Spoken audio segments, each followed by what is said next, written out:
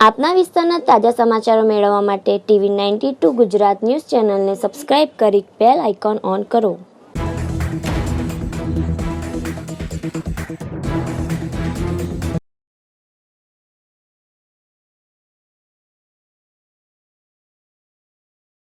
દાહોદ ખાતે દાહોદી વોરા સમાજ દ્વારા આયોજિત સંમેલનમાં હાજરી આપી હતી.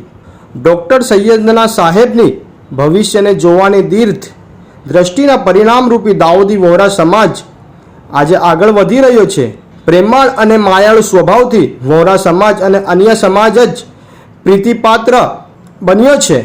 પારંપરિક રીતભાતથી અને વેપાર વાણિજ્યના વ્યવસાય થકી વોરા સમાજે દેશમાં આગવી ઓળખ ઊભી કરી છે.